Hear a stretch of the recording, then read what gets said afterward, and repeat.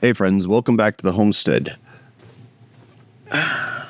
So, I was reading the other day and it reminded me about something that I had forgotten.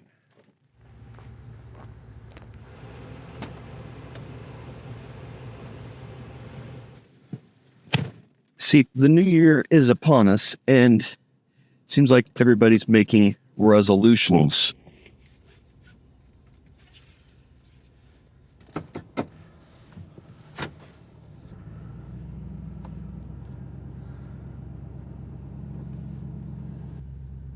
And if you're like me, you're probably not a fan of resolutions either, especially those empty ones that everybody makes thinking that they're going to fix their lives. Everything's going to be better if I can just do this one thing or two things.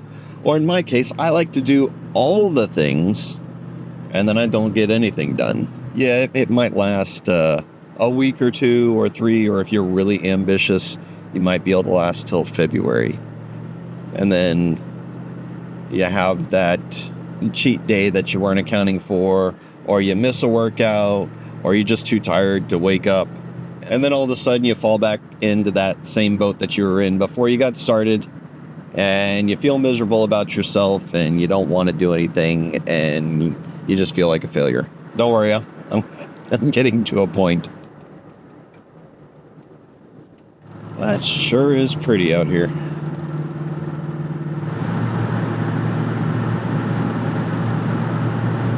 Bold.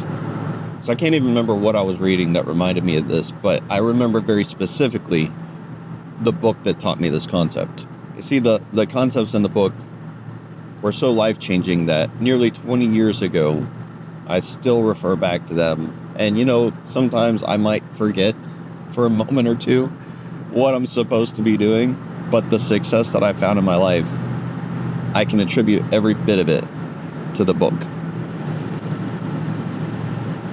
So the book is called 48 Days to the Work You Love, and I got it at a time in my life where I was really torn with what I was supposed to be doing with my life and what work I was supposed to be doing and looking for a new job. And I just thought, you know what? If this says that I can find a job in 48 days that I love, then why not read it? But the concepts and the truths that I got out of that book were so much greater than just a job. Really, what the book was about is understanding me. It broke down the concepts of what makes me unique and special and interesting and aggravating at times, and how to focus on making myself a better person for the job that I was looking for. And simple concepts like being a continual learner, making sure that you're always making yourself just a little bit better, focusing on the work that fulfills your core beliefs and core values, that thing that drives you to find success in your life. Being reminded that you're more than just a machine that's made for working and sleeping and eating. You have a spiritual side, you have an emotional side, you have an intelligent side.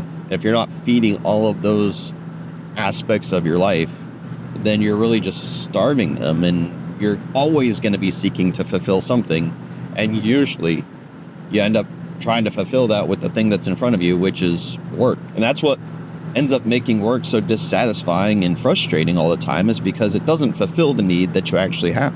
But probably one of the biggest takeaways was that I don't have to do everything. I just have to do something. I didn't have to have it all perfect right now. I could take some time and identify the one thing that I want to work on right now and give it some attention and focus on that. And it doesn't have to be work related, although it can be if that's what needs your attention the most. But for me, the thing that I was neglecting was me.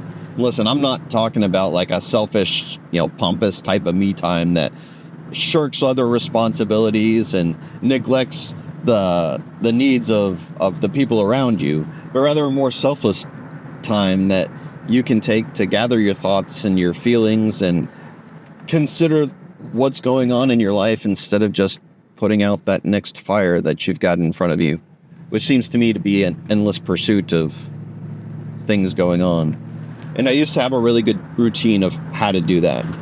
And I guess I just forgot about it.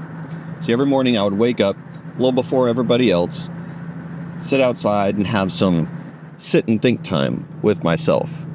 Maybe bring a book, no phones, no scrolling, no TikTok or Instagram, just me, my thoughts, God, and ways to become a better person. But I guess life and running a business and having kids going to college and in high school and learning to drive and all the joys that life throws at you seem to want to take over. And they will if you let them. So going into this next year, instead of trying to do all the things like I'm tempted to do every year, I want to get in better shape. I want to be more organized. I want to have a cleaner home and cleaner environment. Well, I'm going to take a step back and I'm going to try to do one thing. I'm going to have time of reflection every morning. I'm going to wake up a little bit earlier and spend some time reflecting on myself and what I can do to be a better person, to be the best version of myself, not for myself, but for others around me. And remember, we're not focusing on all the things. We're not revolutionizing our life and our lifestyle. We're doing one thing. And if we can do that one thing for us, then maybe that'll make a big difference in every other area of our life that we need to focus on. So if that's something that you feel like you could benefit from in the new year, give yourself permission to wake up 30 minutes earlier, have some sit and think time with yourself.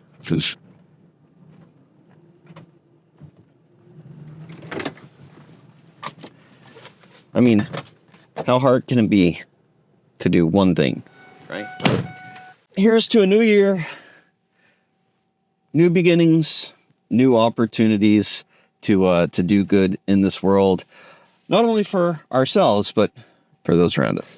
So thank you guys so much for watching this video. And if you found it informative or entertaining in any way, I don't know, listening to me ramble, yeah, give it a thumbs up. Let me know that you liked it. And if you've not subscribed to the channel, please consider subscribing and see more of what we've got going on the homestead in this new year. Should be a lot of fun, I hope. All right, have a good one.